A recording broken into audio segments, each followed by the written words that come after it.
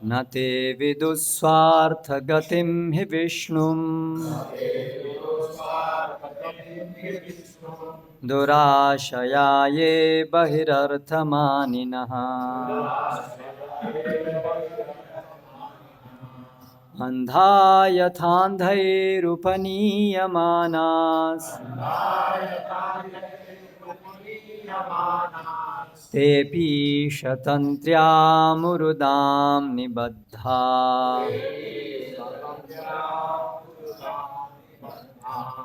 अनुवाद एवं तात्पर्य द्वारा इस्कॉन संस्थापक आचार्य श्री कृष्ण कृपा मूर्ति अभय चरणारविंद भक्ति वेदांत स्वामी प्रभुपाद। जो लोग भौतिक जीवन के भोग की भावना द्वारा दृढ़ता से बंधे हैं और जिन्होंने अपने ही समान बाह्य इंद्रिय विषयों से आसक्त अंधे व्यक्ति को अपना नेता या गुरु स्वीकार कर रखा है, वे यह नहीं समझ सकते कि जीवन का लक्ष्य भगवत धाम को वापस जाना तथा भगवान विष्णु की सेवा में लगे रहना है। जिस प्रकार अंधे व्यक्ति द्वारा ले जाया गया दूसरा अंधा व्यक्ति सही मार्ग से भटक सकता है और गड्ढे में गिर सकता है, उसी प्रकार भौतिकता से आसक्त व्यक्ति अपने ही जैसे किसी दूसरे व्यक्ति द्वारा मार्ग दिखलाए जाने पर सकाम कर्म की रस्सियों द्वारा बंधे रहते हैं, जो अत्यंत मजबूत डोरियों से बनी होती हैं। और ऐसे लोग तीनों प्रकार के कष्ट सहते हुए पुनः पुनः भौतिक जीवन प्राप्त करते रहते हैं। तात्पर्य: चूंकि असुरों तथा भक्तों के विचारों में अंतर होना ही है, अतएव जब हिरण्यकशिपु की आलोचना उसके पुत्र प्रहलाद महाराज द्वारा की जा रही थी, तो उसे इस पर आश्चर्य नहीं होना चाहिए था कि वे उसकी जीवन शैली से सहमत न थे। तो भी हिरण्यकशिपु अत्यंत क्रुद्ध था और अपने पुत्र को अध्यापक या गुरु का उपहास करने के लिए डांटना चाहता था, क्योंकि उसके अध्यापक महान आचार्य शुक्राचार्य के ब्राह्मण परिवार से में उत्पन्न हुए थे।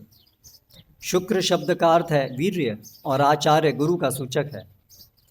आदिकाल से वंशानुगत गुरुओं को मान्यता प्राप्त होती रही है, किंतु प्रहलाद महाराज ने ऐसे जन्मजात गुरु को या उसके उपदेश को ग्रहण करने से इनकार कर दिया था। वास्तविक गुरु श्रोत्रिय होता है और जो परंपरा से पूर्ण ज्ञान सुनता है या प्राप्त किया होता है। अतः प्रहलाद महाराज ने जन्मजात गुरु को मान्यता नहीं दी। ऐसे गुरु विष्णु में तनिक भी रुचि नहीं रखते। निस्संदेह वे भौतिक सफलता के इच्छुक रहते हैं। बहिरर्थमानिनः, बहिः शब्द का अर्थ है बाह्य। अर्थ का हरे कृष्णा कृष्ण कृष्ण हरे हरे, हरे राम राम हरे हरे, हरे कृष्ण कृष्ण कृष्ण, नो साउंड, हरे कृष्ण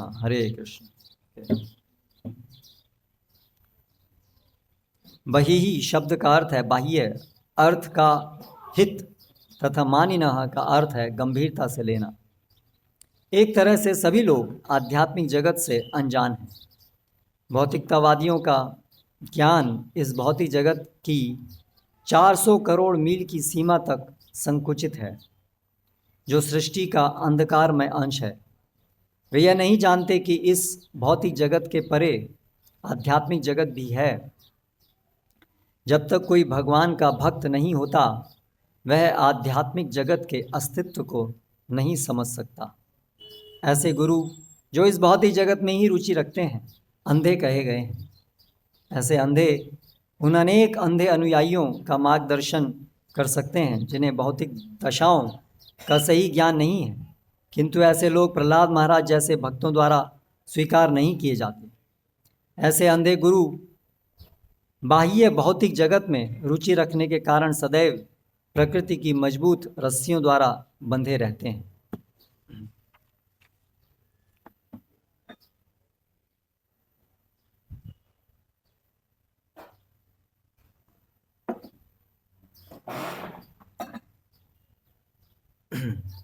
श्री नृसिंहा जय नरसिंहा जय जय श्री नृसिंहा प्रहलादेश जय पद्मा मुख पद्म भृंगा ओम ज्ञानतिमिरान्धस्य ज्ञानञ्जनशलाकया चक्षुरुन्मीलितं येन तस्मै श्रीगुरवे नमः। श्रीचैतन्यमनोभीष्टं स्थापितं येन भूतले स्वयं रूप कदा मह्यं ददाति स्वपदान्तिकं वन्देऽहं श्रीगुरो श्रीयुतपदकमलं श्रीगुरून् वैष्णवांश्च श्रीरूपं साग्रजातं सहगणरघुनाथान्वितं तं सजीवं साद्वैतं सावधूतं परिजनसहितं कृष्णचैतन्यदेवं श्रीराधाकृष्णपादान् सहगणललिता श्रीविशाखान्वितांश्च जय श्रीकृष्णचैतन्य प्रभुनित्यानन्द श्री अद्वैतगदाधर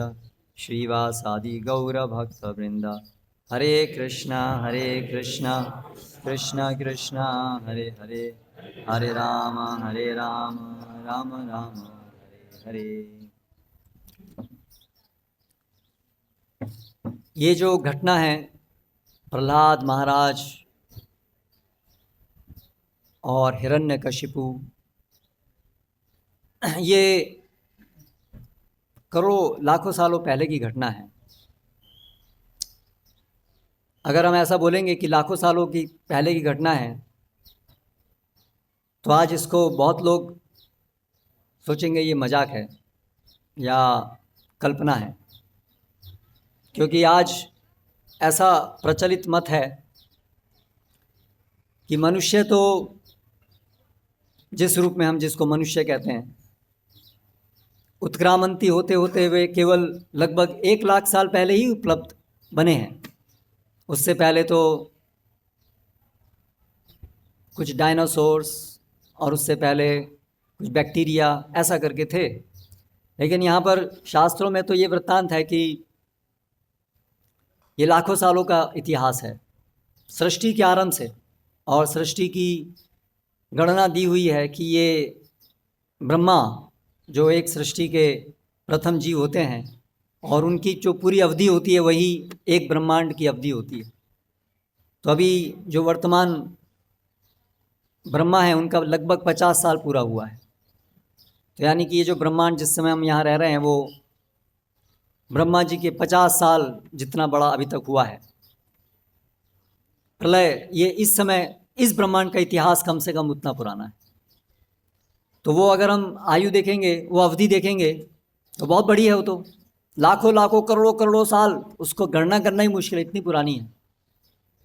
क्योंकि ब्रह्मा जी के 12 जो घंटे होते हैं उसी के अंदर ही 1000 महायुग हो जाते हैं। यानी कि 1000 कलयुग, 1000 द्वापर, 1000 त्रेता, 1000 सतयुग और 4,84,000 32,000 साल जो है वो कलयुग की अवधि है, और उससे दुगनी द्वापर, और इस तरह से बहुत बड़ी अवधि है। तो आजकल इस बात को ऐसे माइथोलॉजी कह करके माना जाएगा। तो क्योंकि आज भी हिरण्यकशिपु के फॉलोअर्स उपस्थित हैं। हिरण्यकशिपु का यूट्यूब चैनल नहीं है लेकिन उसके फॉलोअर्स बहुत ज़्यादा हैं।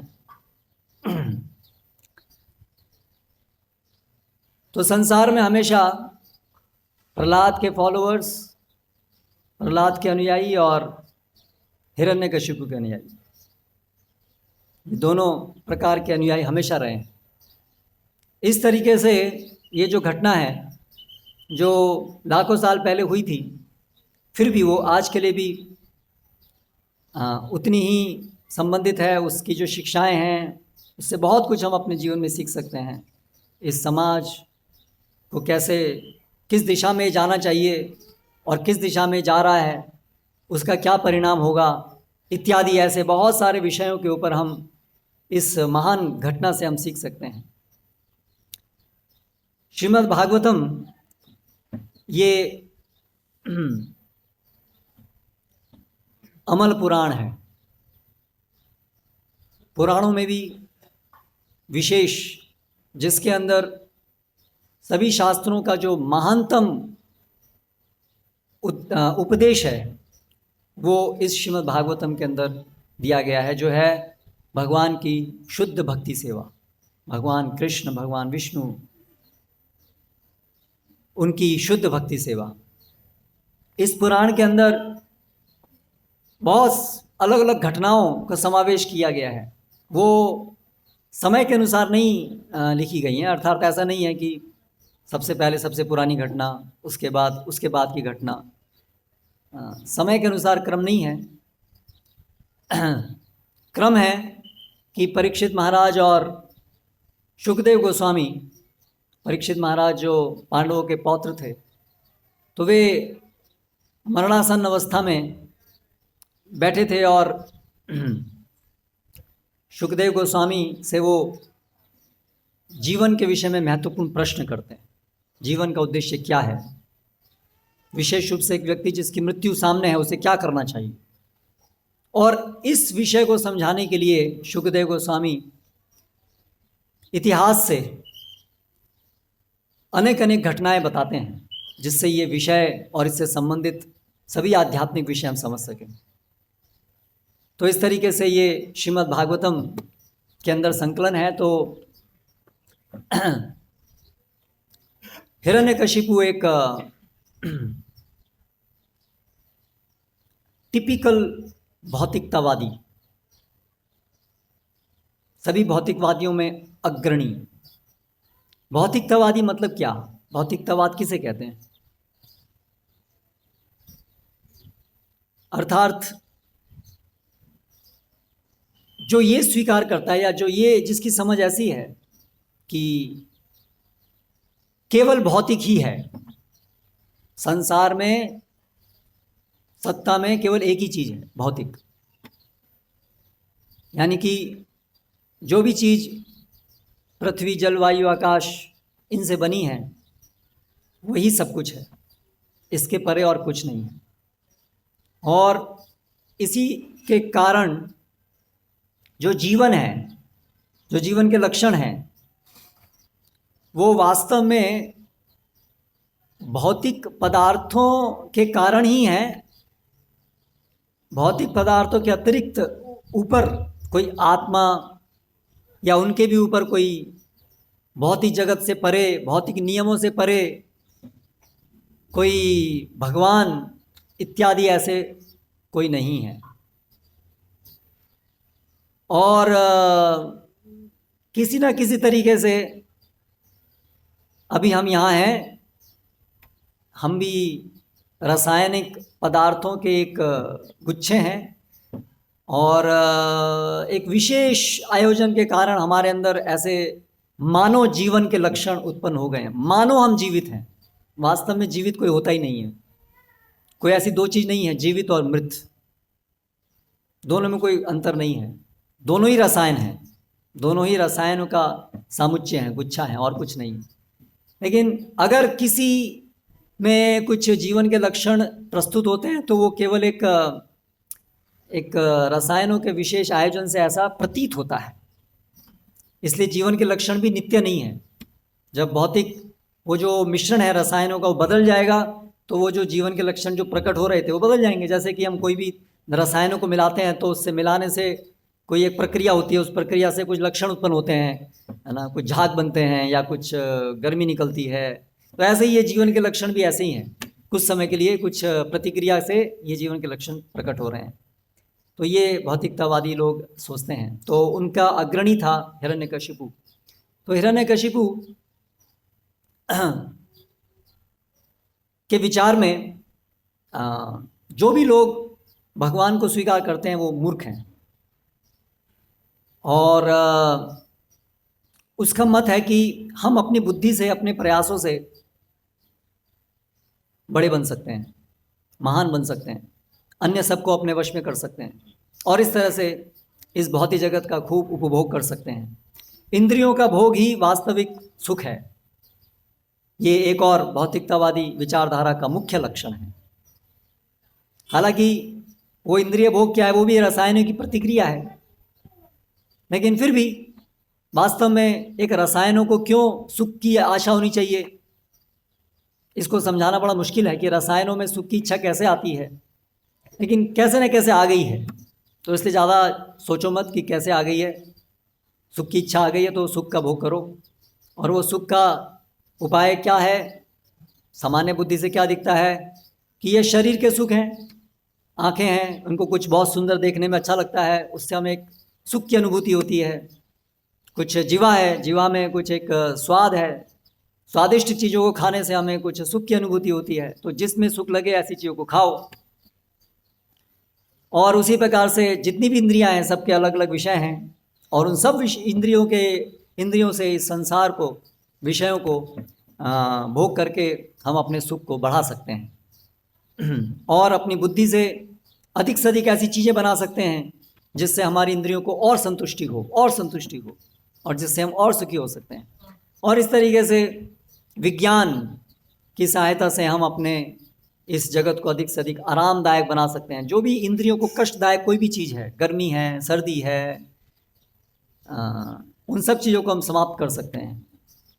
और अंत में जो ये शारीरिक दुख हैं, मृत्यु, बुढ़ापा, बीमारी, इनको भी संभावना है कि हम समाप्त कर देंगे। कुछ ऐसा भौतिक आयोजन हो जाएगा, अभी तक नहीं हो पाया है। पिछले हजारों सालों के प्रयास से हिरण्यकशिपु का भी यही प्रयास था कि मृत्यु को भौतिक तरीके से रोक दिया जाए, इसलिए उसने तपस्या की। आजकल हम मृत्यु को रोकना चाहते हैं बहुत ही एक स्पष्ट रूप से। तो हम ये नहीं बोलते हैं कि हम मृत्यु पर विजय प्राप्त करना चाहते हैं, लेकिन हमारी इच्छा यही है और जो भी हम प्रयास कर रहे हैं वो यही है कि कोई भी दुख ना हो। जब भी कोई मृत्यु होती है तो हम बचने का प्रयास करते ही हैं, सभी लोग करते हैं। हम अच्छे से अच्छी कारें बनाने की कोशिश कर रहे हैं जिससे कि एक्सीडेंट हो लेकिन हम मरे नहीं। कैसे ट्रेन के एक्सीडेंट नहीं हो।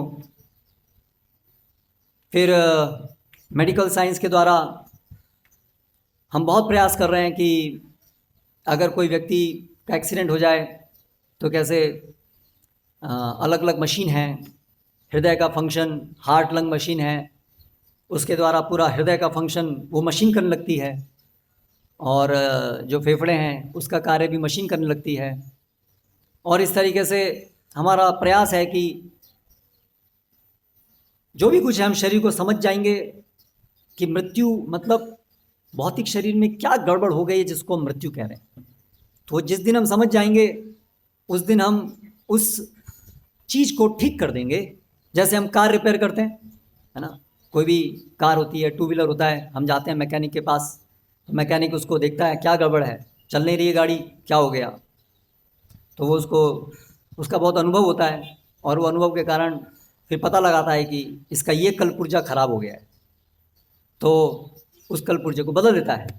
तो उसी प्रकार से हमारी भी यही आशा है आज आधुनिक समय में कि हम ये सब जो जीवित व्यक्ति हैं, ये सब इनके शरीर के जो कलपुर्जे हैं उनकी वजह से ये जीवन के लक्षण हैं। तो मृत्यु क्या है, वो कोई कलपुर्जा जो है वो डिफेक्टिव हो गया है, इसलिए वो कलपुर्जे को हम लोग बदल देंगे और इस तरह से मृत्यु नहीं होगी। तो हिरण्यकशिपु ने इस प्रकार से बहुत बड़ी तपस्या की थी इसी प्रकार से, और उसको ये वरदान प्राप्त हुए थे। ये और सूक्ष्म विज्ञान है मृत्यु पर विजय प्राप्त करने का जो हिरण्यकशिपु ने किया। और उसको ब्रह्मा ने वरदान भी दे दिया था कि तुम कभी ज़मीन पे नहीं मर सकते। उसने मांगा था कि मैं कभी नहीं मरूं, लेकिन ब्रह्मा जी ने कहा वो मेरे लिए संभव नहीं है क्योंकि मेरी भी मृत्यु है। लेकिन हिरण्यकशिपु ने सोचा कि ठीक है तुम्हारी मृत्यु है होगी, लेकिन मैं अपने प्रयास से मृत्यु पर विजय प्राप्त कर लूँगा। तो उसने बोला ठीक है आप मुझे ये वरदान दीजिए कि मैं ज़मीन पर नहीं मरूं, मैं आकाश पे नहीं मरूं, मैं सुबह नहीं मरूं, मैं रात को नहीं मरूं। ऐसे कर करके उसने जितने उसके दिमाग में आ सकते थे मरने के स्थान, तरीके, वो सब कुछ सोचा और ऐसे करके सब कुछ उसने मांग लिया और ब्रह्मा ने उसको वो सब दे दिया।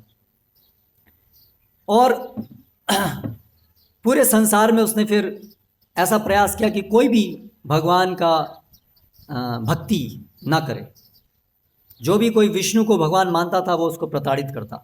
बोला कोई भगवान नहीं है, मैं ही भगवान हूँ, देखो मेरी कोई मृत्यु नहीं है, मैं सबसे बड़ा हूँ, सब मेरे नियंत्रण में है। व्यावहारिक रूप से उसने सब देवी देवताओं को भी अपने नियंत्रण में कर लिया था अपनी शक्ति से, क्योंकि उसको इतनी शक्ति प्राप्त हो गई थी। तो इस तरह से वो सुप्रीम कंट्रोलर जैसा हो गया था, पूरे संसार का अधिष्ठाता। और इसलिए कोई भी व्यक्ति को अनुमति नहीं थी कि कोई भजन करे, कोई भक्ति करे। सबको सब गुणगान करो मेरा, हिरण्यकशिपु की जय, ऐसा उसका नारा था, है ना। भगवान विष्णु को भूल जाओ और समझो कि मैं ही भगवान हूँ। तो उनके घर में ये उनका पुत्र के रूप में आए प्रहलाद महाराज। प्रहलाद महाराज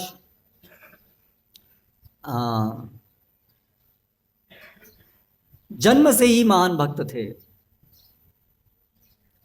जन्म से ही उनके अंदर भगवान की भक्ति दृढ़ रूप से उनके हृदय में थी,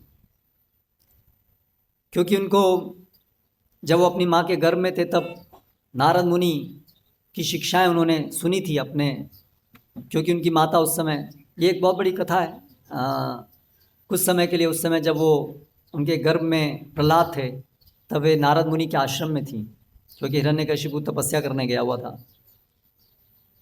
तो उन्होंने, नारद मुनि ने उनकी माता को श्रीमद् भागवतम सुनाया था, और इसके कारण प्रहलाद ने ये सुना था और उनके हृदय के अंदर भगवान के प्रति दृढ़ भक्ति स्थापित हो गई थी। तो इस तरह से फिर उनका जन्म हुआ और ये अपनी तपस्या करके वापस आ गए, और उन्होंने ये चाहा कि उनका जो बालक है वो भी उन्हीं के समान बने। हम सब असुर हैं, हम सब विष्णु हमारा दुश्मन है, और इस संसार में हमें स्थापित करना है कि कोई भगवान नहीं है, और सब इंद्रिय भोग करो, जितना हो सके इंद्रिय भोग करो, वही जीवन का लक्ष्य है। ये उसका मिशन था, लाइफ का मिशन।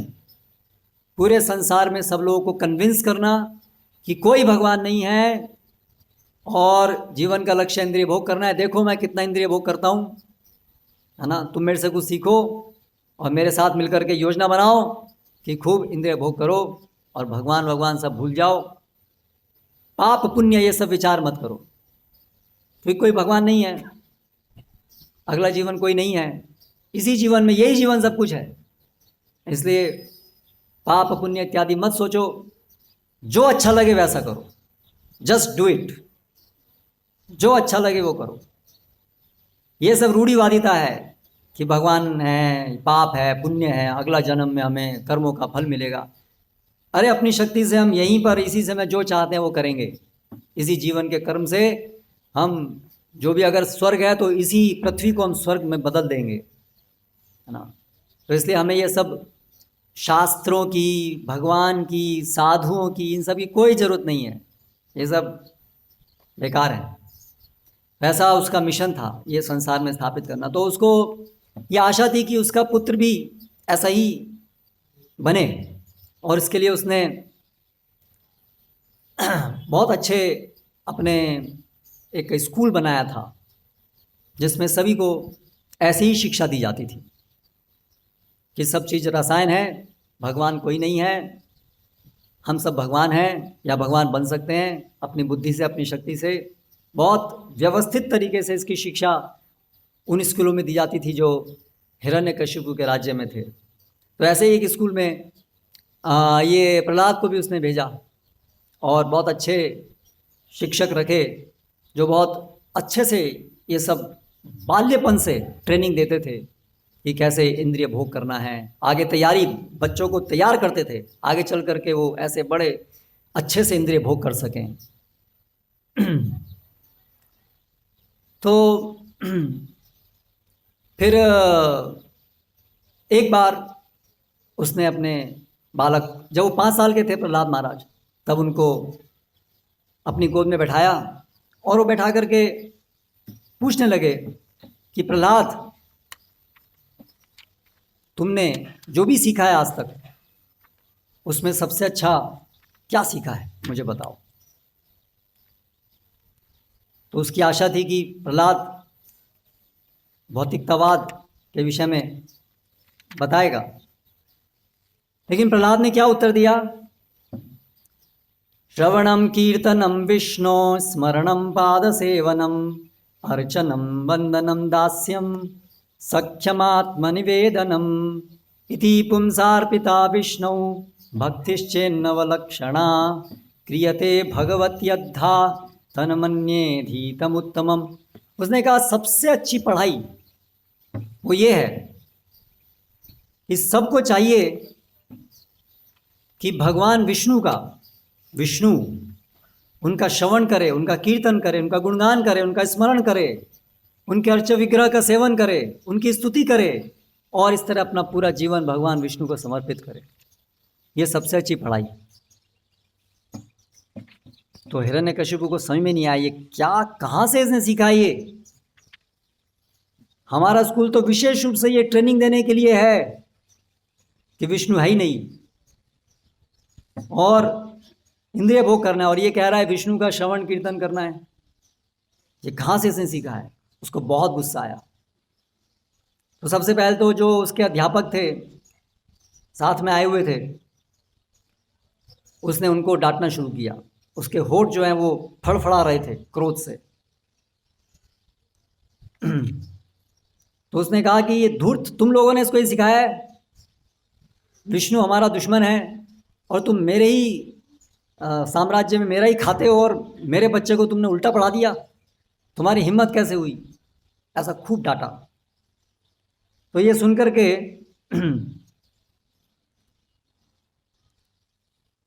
जो उनके गुरु थे प्रहलाद के, वो उत्तर देते हैं,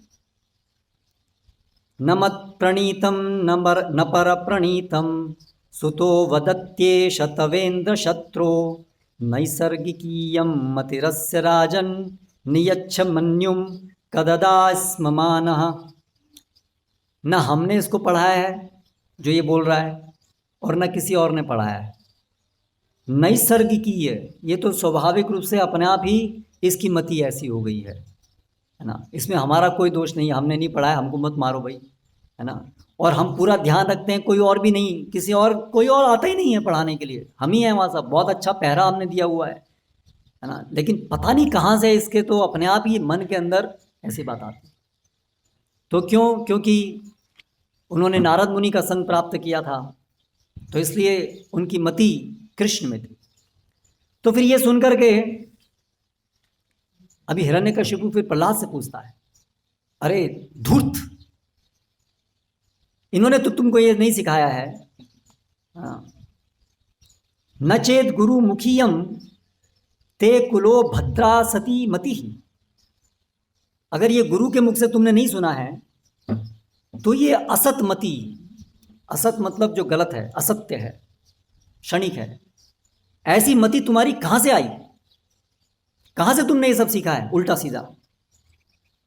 तो फिर प्रहलाद महाराज अभी अपने पिता को ये वचन कहते हैं। प्रहलाद महाराज के पिता, आप समझिए, हिरण्यकशिपु पूरे संसार को जिन्होंने वश में किया हुआ था, और ये प्रहलाद छोटे से बालक, लेकिन निडर होकर के वो अपने पिता से क्या कहते हैं, मतिर्न कृष्णे परतस्वतो वा मिथोभिपद्येत गृहव्रतानाम अदांत गोभिर्विशतांत मिश्रम पुनः पुनश्चर्वित चर्वणानाम। हे मेरे पिता असुरों में श्रेष्ठ, ये आपको कभी समझ में नहीं आएगा कि मेरी मति ऐसी कैसी हो गई, क्योंकि आप जैसे लोगों की मति न खुद विचार करके, न आपके जो गुरु हैं उनसे सुन करके आप कभी भी इस निष्कर्ष पे नहीं आ सकते हैं कि कृष्ण भगवान हैं। इसलिए मतिर न कृष्णे परतो सतोवा, ये आपके लिए संभव नहीं है समझना कि मेरी मति ये कहाँ से आई। आपके अंदर कॉन्स्टिट्यूशनल डिफेक्ट है ना, आप समझने के लिए अयोग्य हैं। क्यों? अदांत गोभिर, जो लोग अपनी इंद्रियों के गुलाम हैं, जो लोग भी इंद्रिय भोग को अपने जीवन का लक्ष्य मानते हैं, वो सब अपनी इंद्रियों के गुलाम होते हैं। वो भले ही सोचते हैं कि वो स्वामी हैं, सब कुछ उनके कंट्रोल में है, लेकिन वो सब इंद्रिय गुलाम होते हैं। इसलिए हम देखते हैं संसार में लोग इंद्रियों के वश में आकर के सब ऐसी चीज़ें करते हैं जो वो भी देख सकते हैं कि उनका बुरा कर रही है, लेकिन वो इंद्रियों गुलाम बने हैं, इसलिए वो कुछ नहीं कर सकते हैं। तो जो इस प्रकार से इंद्रियों गुलाम हैं, वो तमोगुण के अंदर रहते हैं और चबाए हुए को चबाए हुए को चबाते रहते हैं। जो इंद्रिय भोग पहले वो ऑलरेडी करके निराश हो चुके हैं, बार बार उसी को करने का प्रयास करते हैं। लोग इंद्रिय भोग के अंदर बहुत सारी चीज़ें, सिगरेट, शराब इत्यादि, ये ग्रॉस हैं, स्थूल हैं, पापमय हैं, और फिर सूक्ष्म भी हैं। समाज के अंदर मान सम्मान, ये सब इंद्रिय भोग हम करते रहते हैं, उससे निराश होते रहते हैं, लेकिन हमें इससे अच्छा और कुछ नहीं पता होता है, तो हम बार बार यही करते रहते हैं। तो ये कह रहे हैं प्रहलाद महाराज कि आप जैसे लोग की मति कभी कृष्ण में नहीं आएगी, क्योंकि आप इंद्रिय गुलाम हैं और आप चबाए हुए को चबाते रहते हैं। और फिर ये आज का श्लोक है, उसके बाद में बोलते हैं, न ते विदुस्वार्थ गतिम हि विष्णुम दुराशया ये बहिरर्थमानिनः अंधा यथांगैरुपनीयमानास्तपीशतन्त्यामुरुदां निबद्धा। आप जैसे लोग नहीं जानते हैं कि विष्णु ही वास्तव में, उनकी सेवा करना, उनकी शरण में आना ही जीवन का लक्ष्य है, वही हमारा परम हित है। आप जैसे लोग ये कभी नहीं जानते हैं। दुराशया, और उनकी दुराशा है, ऐसी आशा जो कभी पूरी नहीं होती है। बहिरर्थमानिना, जो वास्तव में अर्थपूर्ण नहीं है। इंद्रिय विषयों का भोग करना, वो जीव का सुख कभी प्रदान नहीं कर सकता, क्योंकि हम वास्तव में आत्मा है, हम शरीर नहीं है। हमारा सुख, भौतिक शरीर का सुख हमारा सुख नहीं है, इसलिए वो बहिर्थ है, वो हमारा वास्तविकता नहीं है, वो परे है, वो अलग है। लेकिन आप जैसे जो असुर हैं, उनको ये होप अगेंस्ट होप, जो आशा कभी पूरी नहीं होने वाली है, उसमें आपकी ऐसी आशा है जिसको आप कभी छोड़ते ही नहीं है कि नहीं, ये इंद्रिय भोग से मैं सुखी हो जाऊंगा, आज नहीं हूं तो कल हो जाऊंगा। बार बार प्रयास करने पर भी हम विफल होते हैं, फिर भी हम सोचते हैं नहीं, एक दिन तो मैं इंद्रिय भोग से सुखी हो जाऊंगा। आज मेरे पास इतना पैसा है, उस पैसे से मैंने इतना बड़ा घर खरीदा है, कार है, मेरा बच्चा जो है वो IIT में पढ़ रहा है, दूसरे का इतना बड़ा पैकेज है, और इस तरह से मैं कितना सुखी हूँ। लेकिन अंदर से सब परेशान, हताश रहते हैं, क्योंकि ये सब चीज़ भौतिक हैं, ये कभी आत्मा को संतुष्टि दे ही नहीं सकती।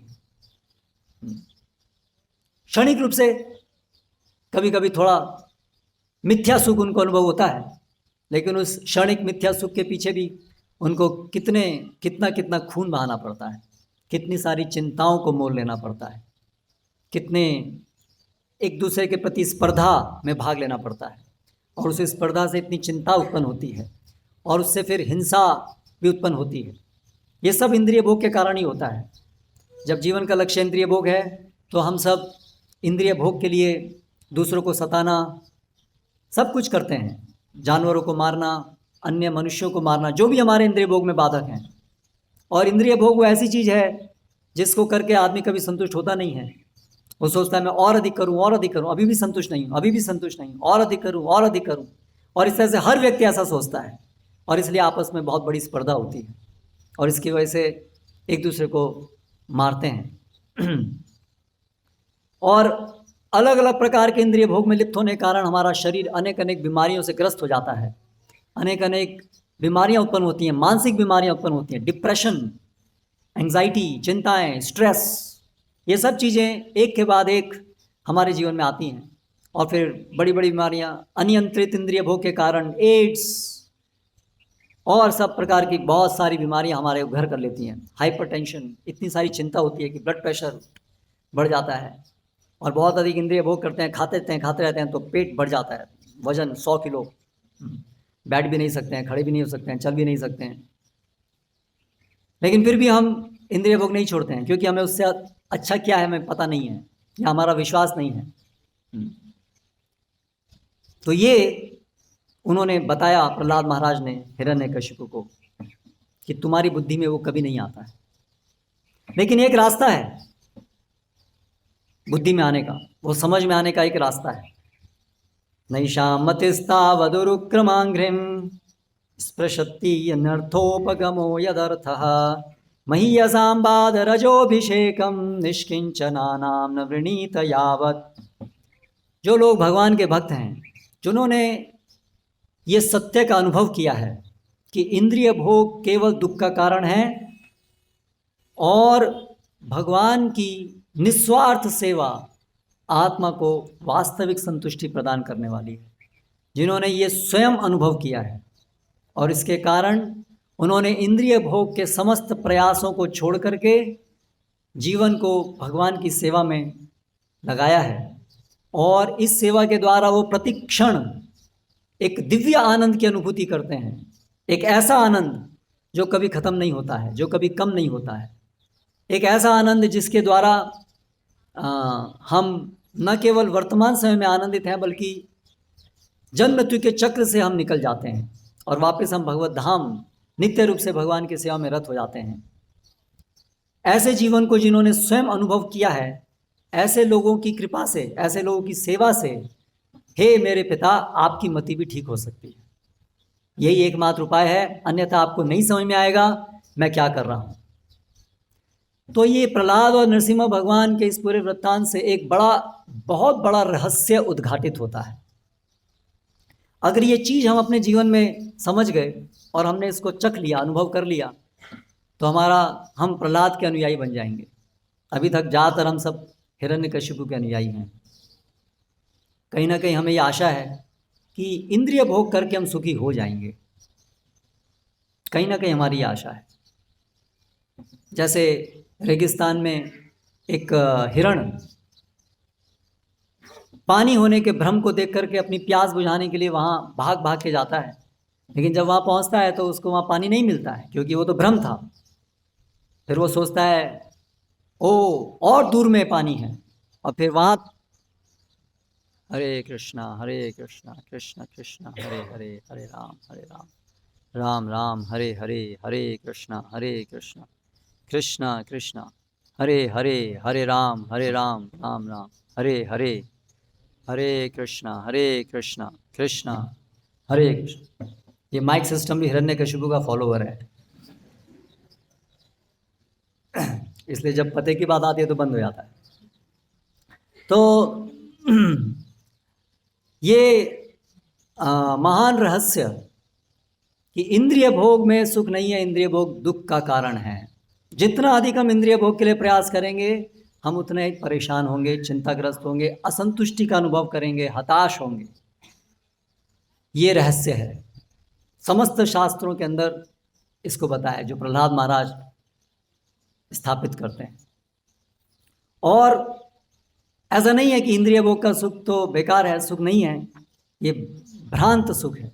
वो हिरण का मैं बता रहा था, तो वो भ्रांत सुख है, उसके पीछे भ्रांत पानी है, वो पानी नहीं है, उसके पीछे भागता है।